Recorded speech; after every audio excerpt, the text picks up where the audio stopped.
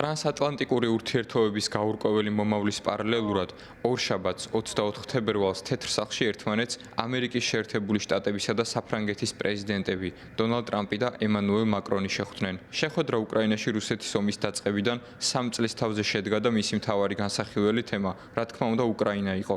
შეხვედრის შემდეგ ლიდერებმა ერთობლივი პრესკონფერენცია გამართეს. ემანუელ მაკრონის თქმით, საფრანგეთსა და სხვა ევროპელ პარტნიორებს სურთ მშვიდობის სწრაფად მიღწევა, მაგრამ არ სურთ სუსტი შეთანხმების გაფორმება. პრეზიდენტმა ტრამპმა არაერთხელ აღნიშნა და რამდენიმე წუთის წინაც, რომ ჩვენ მშვიდობა გვინდა. მას მშვიდობა უნდა, გსურს მშვიდობა სწრაფად, მაგრამ არ გვინდა სუსტი შეთანხმების გაფორმება. არიან ევროპელები, რომლებიც მზად ყოფნას გამოთქვამენ, უზრუნველყონ უსაფრთხოების გარანტიები და ამერიკის შეერთებული შტატები, როგორც მოკავშირე, მზადაა მიდგომის მიმართ სოლიდარული იყოს.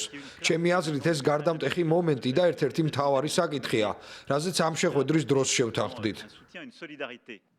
საფრანგეთის პრეზიდენტმა აგრეთვე განაცხადა, რომ უკრაინაში გრძელვადიანი მშვიდობის შესახებ შეთანხმების შემთხვევაში მზადაა საფრანგეთის ჯარები უკრაინაში გააგზავნოს.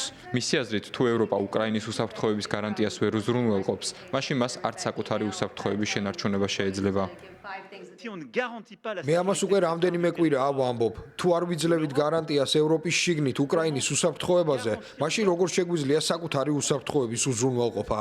ჩვენ უკრაინიდან სულ რაღაც 1500 კილომეტრში ვცხოვრობთ, ხოლო გერმანელები და პოლონელები კიდევ უფრო ახლოს. ამრიგად, ჩვენი კოლექტიური უსაფრთხოება მნიშვნელოვანია. ჩვენ უნდა ვუპასუხოთ ამ მოწოდებას, რათა ევროპელები უფრო ჩართულები იყვნენ პროცესში. ამერიკელები კი ისევ ჩვენთან იქნებიან. ევროპელები მუშაობენ თავიანთი კოლექტიური უსაფრთხოებისთვის, რაც ჩემი აზრით ამ დისკუსიის გადამწყვეტი მომენტი იქნება. განცხადებები გააკეთა დონალდ ტრამპმაც. მან მადლობა გადაუხადა საფრანგეთის პრეზიდენტს ვიზიტისთვის და აღნიშნა, რომ ორივე შეთანხმდნენ მშვიდობის უზრუნველყოფის აუცილებლობაზე. რუსეთ-უკრაინის ომი არასდროს უნდა დაწყებულიყო, მაგრამ დაიწყო და ხედავთ რა არეულობაა, რა საშინელი სისხლიანი არეულობაა.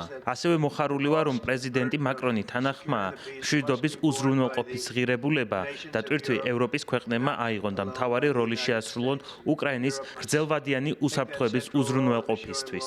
ეს არაა დიდი ნაბიჯი. დიდი ნაბიჯი იქნება ის, რაც მოხდება მომდევნო რამდენიმე კვირის განმავლობაში. დონალდ ტრამპმა არ გამორიცხა, რომ ცეცხლის შეწყვეტის შეთანხმების შემთხვევაში ევროპული ჯარები უკრაინაში შევლენ. დიახ, ევროპელი ჯარები შესაძლოა უკრაინაში შევიდნენ, როგორც სამშვიდობოები. ამრიგად, როდესაც შეთანხმება დასრულდება, მათ შეეძლებათ დააკვირდნენ, რამდენად სრულდება ეს შეთანხმება.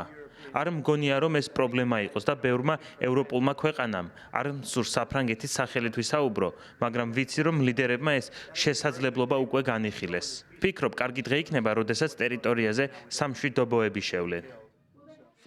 მიმდინარე კვირაში დონალდ ტრამპი სხვა ევროპელ ლიდერებსაც შეხვდება.